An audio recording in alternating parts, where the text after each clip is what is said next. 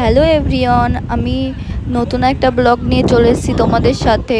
আজকে আমি যাচ্ছি হচ্ছে মায়াপুর। যেহেতু আমি দিদির বিয়েতে এসেছিলাম নবদ্বীপে, তাই চলে যাচ্ছি মায়াপুর। এখান থেকে মায়াপুর বেশি দূরে না, একটুখানি। তো দেখো, নবদ্বীপ বলে কথা, রথ তো হবেই। কত রথ যাচ্ছিল, আমাদের প্রায় আধ ঘন্টা সময় লেগেছে এই রথ পার হয়ে যেতে।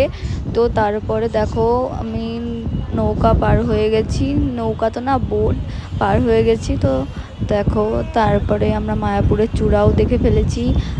আর নদী পার হয়ে একটুখানি মায়াপুর যেতে সময় লাগে না। আর আমাদের বাড়ির থেকে তো অনেকটাই দূর, আর এখান থেকে একদমই কাছে। এই জন্য আমরা ভাবলাম সন্ধ্যা আরতিটা রেখে আসি। আর বাবাও বলল চল। তারপরে দেখো, আমরা এখন যাচ্ছি সবাই মিলে।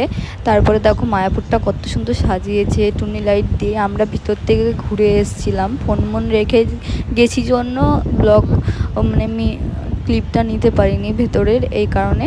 তো তারপরে দেখো, আমাদের দেখা কমপ্লিট। এখন আমরা যাচ্ছি বাড়ির দিকে। আর মার কিছু কেনাকাটি ছিল, কিছু কেনাকাটি করবে, এই কারণে। তো তারপরে দেখো, আমি এখান থেকে ভিডিও ক্লিপ নিয়ে নিয়েছি, কটা ফটোও তুলে নিয়েছি।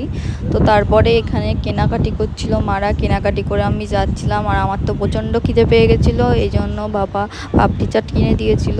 তো তারপরে এইসব খেয়ে আমরা বাড়ি চলে আসি। তো ব্লগটা এইটুকুনি। ভালো লাগলে লাইক, কমেন্ট, শেয়ার, সাবস্ক্রাইব করতে ভুলো না। টাটা।